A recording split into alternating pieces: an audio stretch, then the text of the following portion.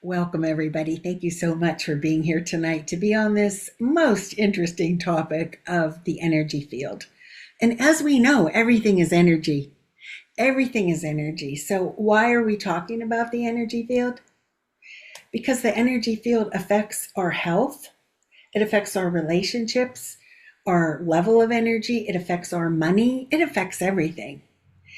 And in our culture, you may have noticed that when something goes wrong, we want something measurable, tangible, concrete, right? We want a test, we want values, we want a pill, we want a method. We want something tangible that we can see and feel as a culture, it's our first go-to. We don't go to like, oh, I wonder if there's energy affecting this. And actually, I think I had such pushback in my career about this that I think that's why I put it off instead of just automatically asking it first. To start tonight, I want you to tune in and notice how you're feeling now.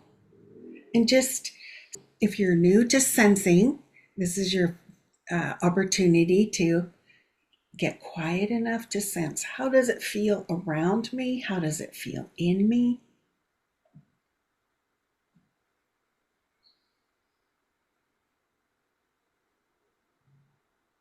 And the best way to affect our energy field is through presence. We can command the field. When you're commanding, you're not saying, oh, please, could you? You're saying, giving a command. Right? So, what we want to do is try this now and notice if it changes how you feel or not.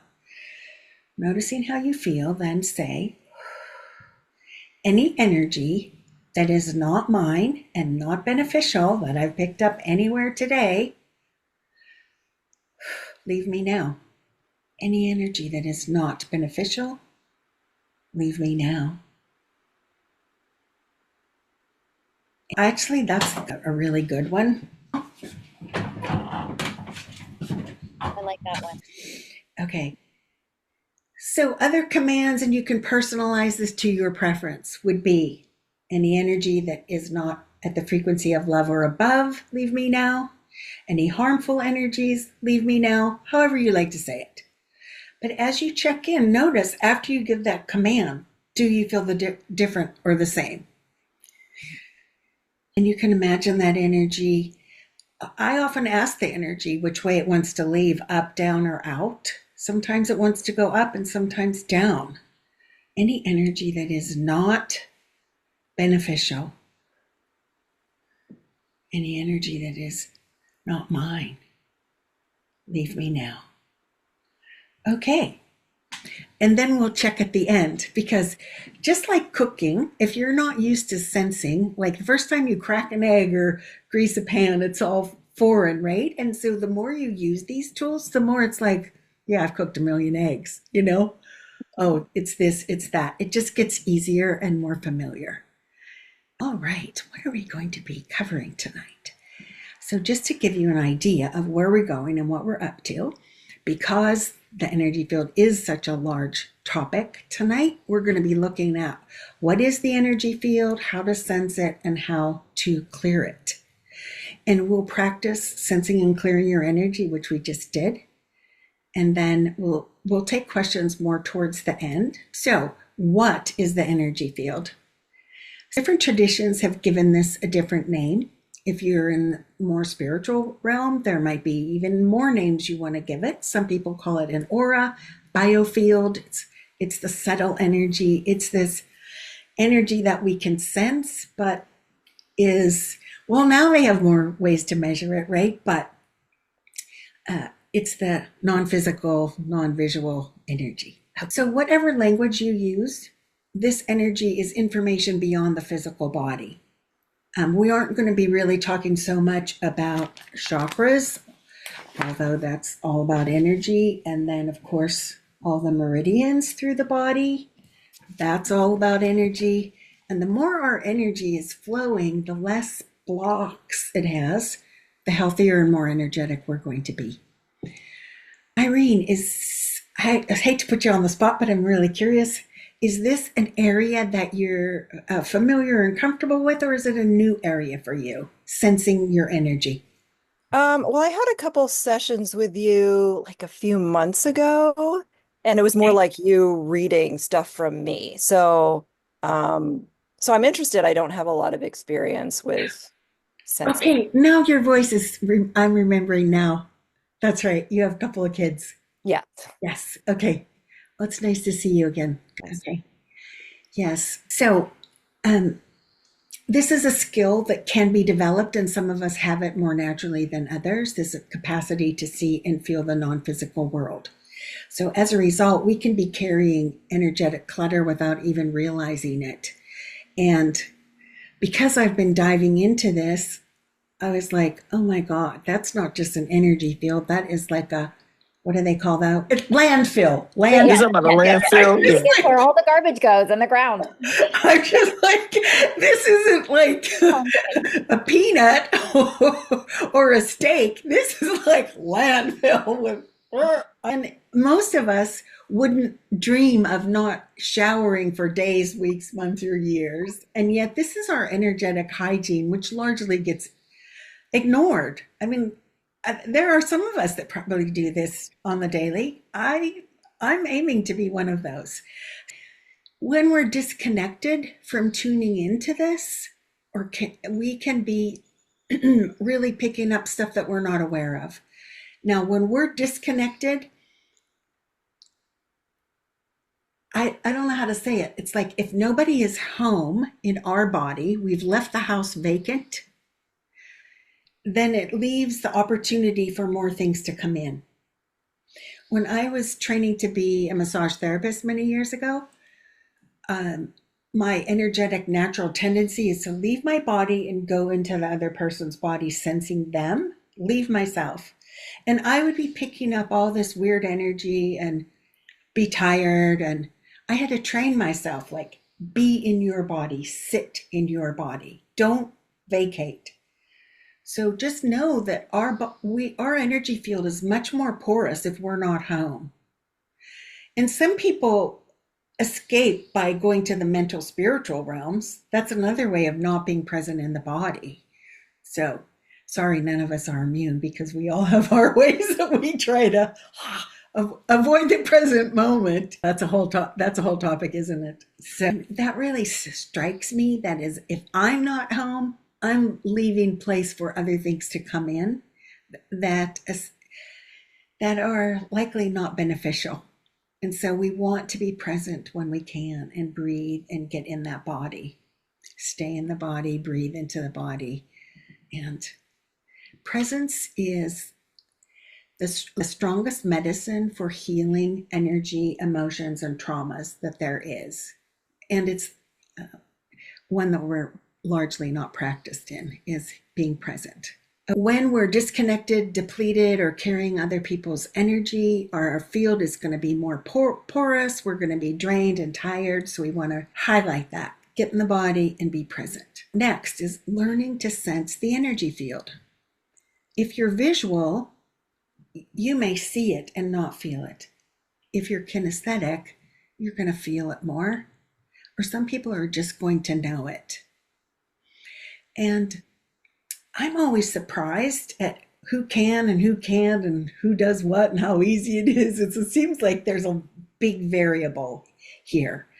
Um, when I'm doing sessions with the MAP method, very often I will um, be penduluming around my chart where to start, and I'll be directed to go to the energy field. And when that happens, I close my eyes. So you, the client, or me, the client, has already picked the topic we're focusing on.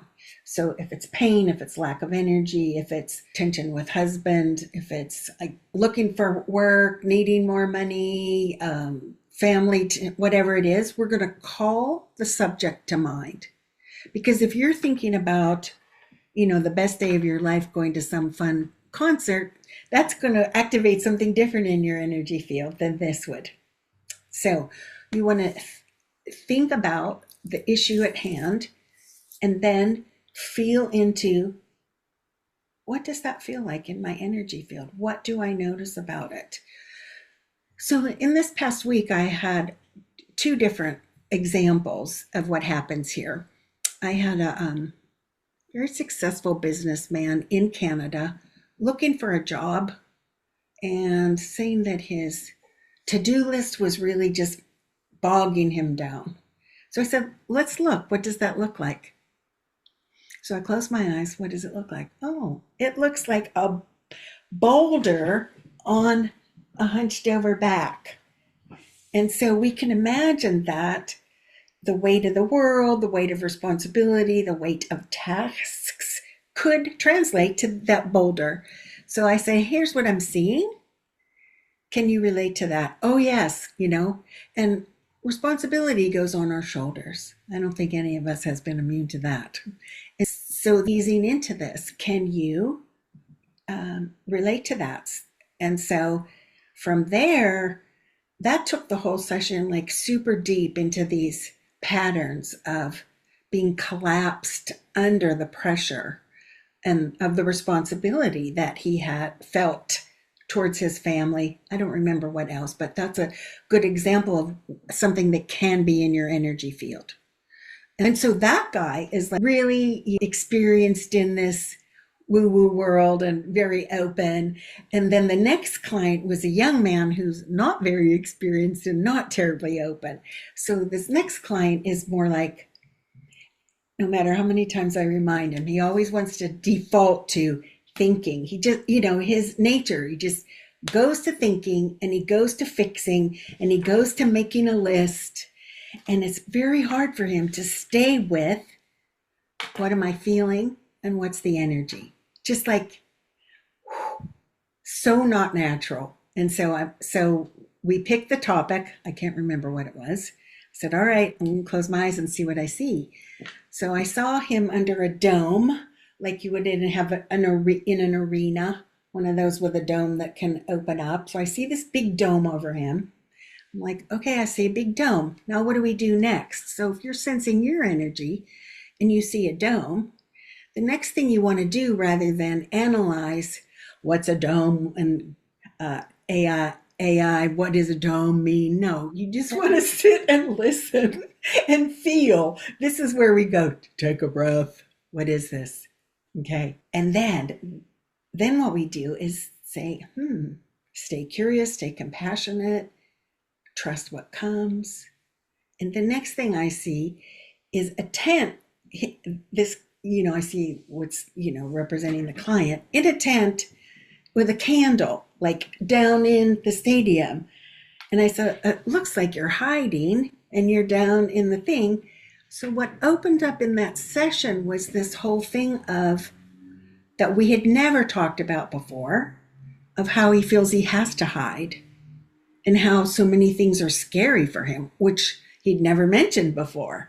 So starting in that energy field, if you're doing this for yourself or you're working with someone that's doing it for you, the key is trust what comes. Because believe me, the first time anybody is doing this, you feel ridiculous. You feel like you're making it up. You're like, I don't know about this. This is pretty weird.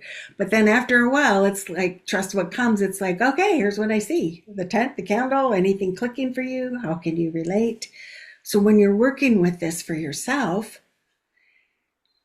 I think a good question would be is there anything I need to know about this? And ask that thing you're seeing, whether it's a ball or a candle or a tent or anything, you want to listen and say, is there something I should know about this? So the more you're willing to travel in this non-physical world, the richer it can become of how information can come to you. Make sense? So not everything is going to be a concrete image like that in the energy field. But those are two good examples. So, all right, let's talk another minute about sensing the energy field. So notice right now, if you can sense your energy field, and notice, does it feel tight, open, closed, dark, light? Like, what do you notice about it?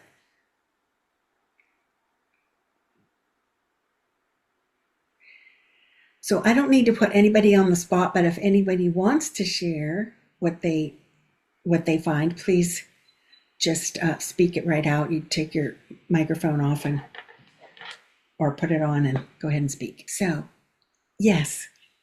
Do you want to share something? Mine feels pulsatile, maybe is the word, where Okay. like doing that. Pulsing. Yes. Excellent. Yes. So that's a great way to know I've connected to something. And then we stay present and see where that evolves to.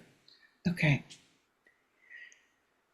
What else might happen when we're sensing an energy field? I had an example this morning. I was thinking about money, and I'm in a little different cycle right now, and I'm going, what is this? Where's it coming from? And so the words that came were, there's not enough. And I thought, and this is the question I want you to ask, is this mine or is this someone else's? So when we're young, we pick up energy from other people. Well, let's say it starts young and usually doesn't stop, right? And so I was like, oh, that's my dad's. That's not even mine. There's not enough. And so you find these, that's more of a belief that comes by sensing into the energy field. It's like maybe the belief isn't going to have a visual representation. It's going to be more something you hear or something that you're aware of. So then we would move to using map commands to clear that belief. And so I want to spell out the contrast here. Like in the present day, you can have your mind and your emotions resonating, aligned with, congruent with a certain thing.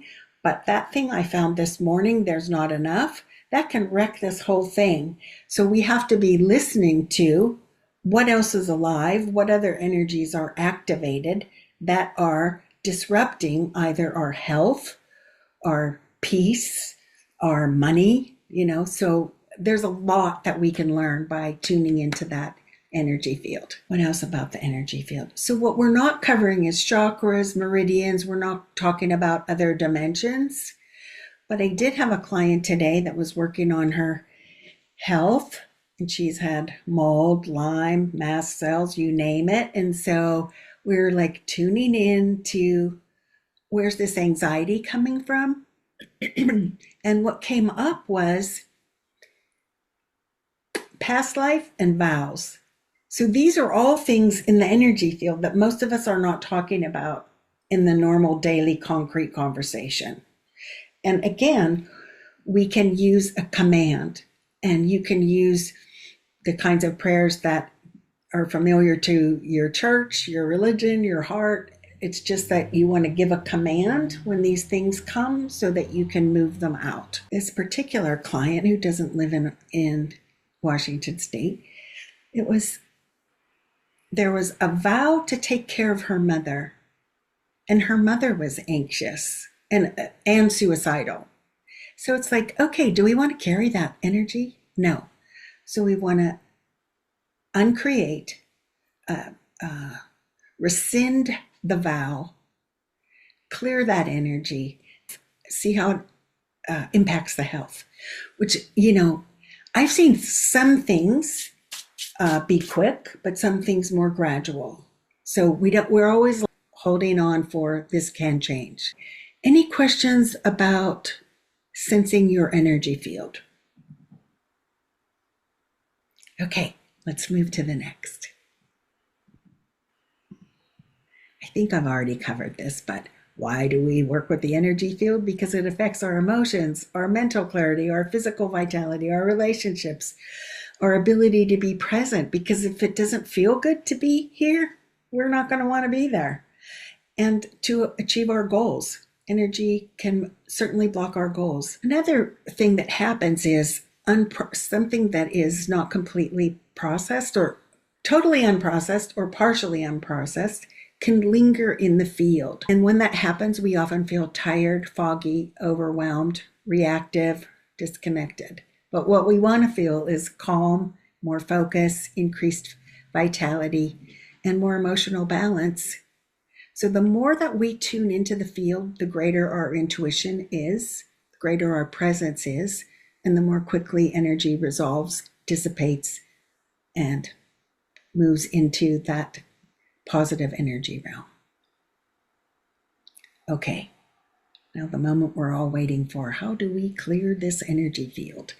So it's like, what do we do? It would be really nice if just hopping in the shower would take care of it, or rinsing your hands up to here in cold water, shaking them off once or twice. And I think that everything does add up. And then the intention also of release helps. We also want to command. So to clear the energy field, we don't have to make it complicated, but the mind, like, because it's foreign territory, might think it's complicated. So intention is the most powerful thing that we can do, using our consciousness to give a command. And then, we're going to go over a couple of commands that are easy to use. And we started off in the beginning with that as well.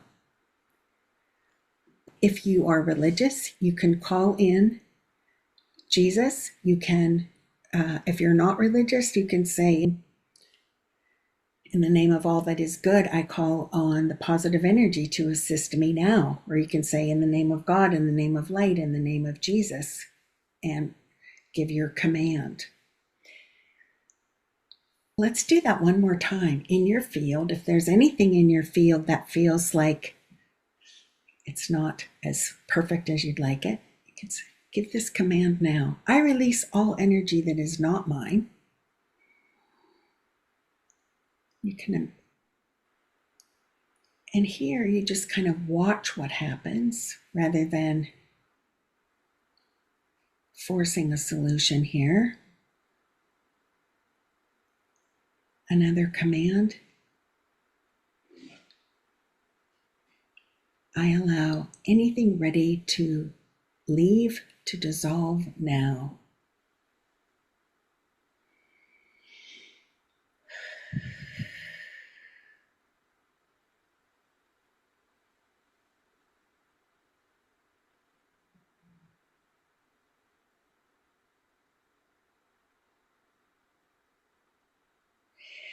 A lot of times energy is really responsive and it will just leave, and other times it's not. And sometimes you just have to be patient or more demanding. Sometimes you have to go digging a little bit deeper to see, would it be safe to let this go? What would my life be without this? Things like that, where you're digging deeper of, why would this still be here? Is there, karma's not the word I'm looking for, but it's in that realm. Do I have some agreement to carry this energy? And then, okay, I just feel like I go out on such a limb on this topic, but hey, I'm on the limb, I may as well just jump. I've noticed that people carry stories. Some people call them past life stories. Some people call them unfinished family lineage stories. And this can be on mother's side or father's side. And if there's a story of a death, well, this is threefold, but if there's been a death in a past life, we can carry emotions, beliefs, and traumas over into the next life. And so sometimes we're going to check that. Is this needed on every turn? No, but it is something that comes up, and it came up in a session today. It's like, what was carried over? And this was for a woman who's been sick for a very long time, and trying, when I say everything, I don't know anything she hasn't tried. And here she's still experiencing physical symptoms. And so there was a story that I saw, because again, I tuned into her energy field of where is this coming from? And I saw a woman out in a snowstorm blizzard. And then it's like, okay, that comes, and then you sit with what comes, and then you watch what comes next. And so I see her pounding on the door and sensing there's a man in there that's not letting her in, and it's snowing and freezing outside. So the message here was she was kept out of her home. Now, this is a person with mold who can't go in her home. So, is there a correlation? We thought maybe there would be, and of course, we'd never ever seen this before, but here she is, like stuck out in the snow, locked out of her house, not can't go into the house, and there was actually a lot more. Anytime you're going into past life or these kind of stories, you want to say, uh, was I harmed or killed? And you want to just see if it's yes. And if so, by whom? Harmed by the husband, harmed by a family member, harmed by, anything else. So you just take note of that. And then again, you're just praying the answer, praying that energy to move along. Like, does she need to be carrying that now? No, but it might be useful in this picture of her relationship to being in a home and being shut out. Is there more to say about that? I think that draws the thread for you of how being unable to be in a house in this lifetime can be related to another story. So, I mean, it gets out there where it's like, where's this going? It's like, oh, there's that. Oh, oh, oh. I remember specifically then I said, okay, you're not being heard. And she's saying loudly, yes, that's true. And so there's these recurring patterns of, I can't be in the house, I'm not listened to. So it was the same pattern, but of course, different people, different time in the world. So when we deal with the energy field, um, sometimes that's the very thing that was unresolved that needs to be addressed. And then me as a practitioner, I'll be like, oh, this is going to be too weird. They aren't going to like it. So I don't jump there first. And maybe I'm putting it off because I don't want them to be freaked out that it's too woo woo. But maybe it's the thing that should be checked first. So the energy really impacts us. And so I don't know, I guess this is the invitation to say, let's check the energy first and see where that takes us. Because we're going to probably already be doing all the physical, emotional stuff. Many people attend to, like in our culture, right? Think positive. What are your thoughts? Like doing all this control of the mind and making sure the thinking is supporting what you want. And maybe even doing a lot of emotional work, like, oh, I'm going to release this anger in positive ways. But I don't see anybody going, oh, yeah, and then address the energy. No, they skip that one. So I'm just here to encourage you to get more comfortable, like you would in a kitchen, getting that skill of working with your energy. Okay. Again, presence is the most powerful tool for healing. And it might seem like it's not doing much or is not powerful. It's actually the most powerful, important thing we can do. But we have to call the issue up and then be present. So it's nice to be present as you're going through the day, but if you're in an active healing process and you want to heal an emotion, an illness, a belief, a situation, you want to call that up so it's activated in the body. And then you want to get present. And present just means breathing, sensing, look, listen, and feel. And it is our human nature to resist emotions because they can be unpleasant, they can be scary, they can be lots of things. And then they stick because we resist them. So often, anger is the one that really gets, it's like, my dad was angry, he was violent, I don't want to be like dad, so I will never be angry. Or, in your friend groups, is anger welcomed? Probably not. Like, it's like, yeah, you can be a little bit angry on the rare occasion, but don't just always be showing up. It's anger is not that welcomed, right? And so if we have anger and frustration, it can get really shoved down.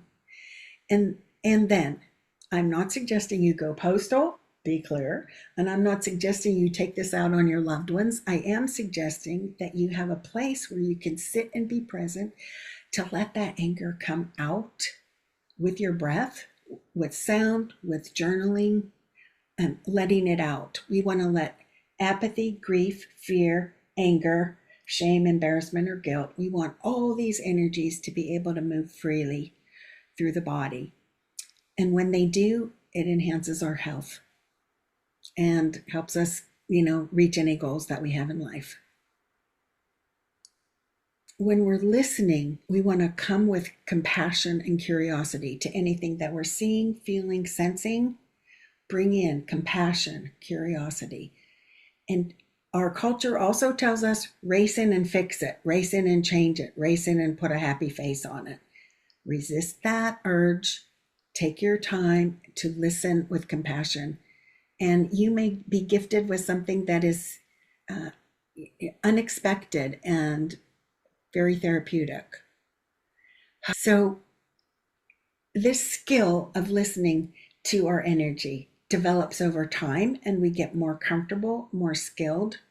And you may find that you had a skill, even more skills than you knew or that you thought you had. Just simply start with noticing. Do I see? Do I feel? Do I know? Do I hear?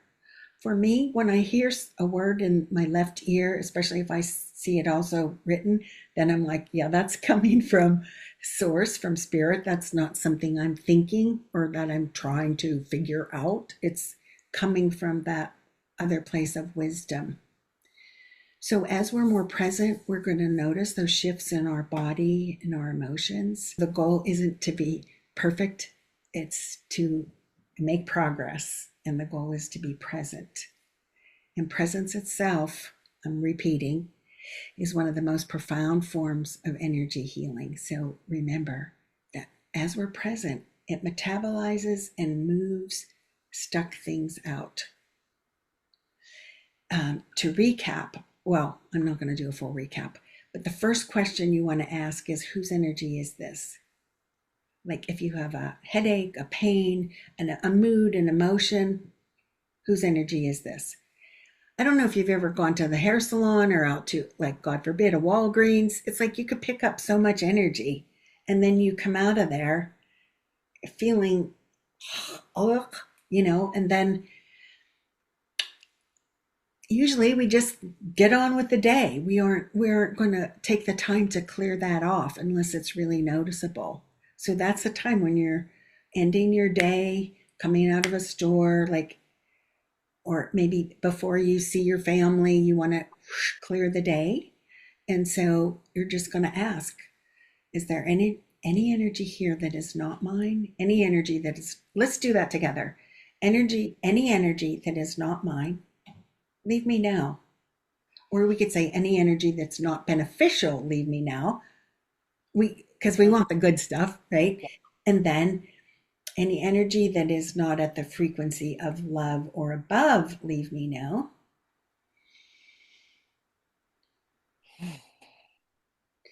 And so often there's a million things that can make us fearful. And so our energy field doesn't become stronger with fear. It becomes stronger because we're more present, and our presence creates those boundaries. So let's just take a breath and check in how you're feeling now compared to how you felt when we start tonight, and just notice if you feel the same or different, and either is fine. We're just practicing the noticing.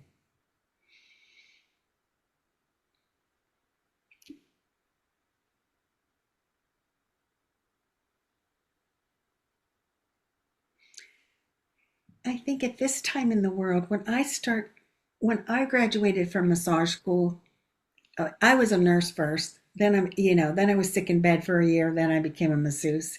So I was working on this woman.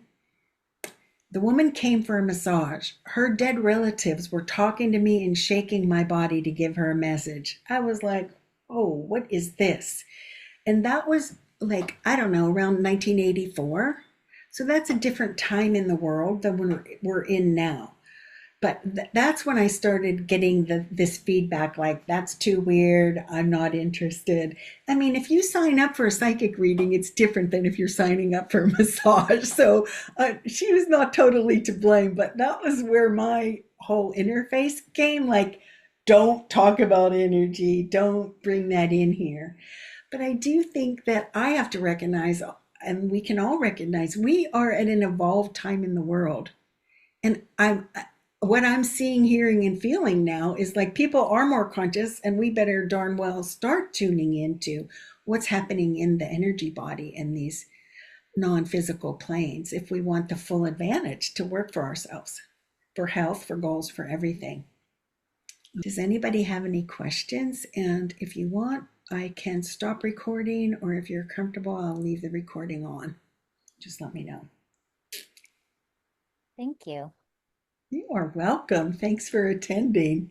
Yeah, I actually had something really powerful come up. And first, I would like to say I think I forget the part of asking, like, where's my energy?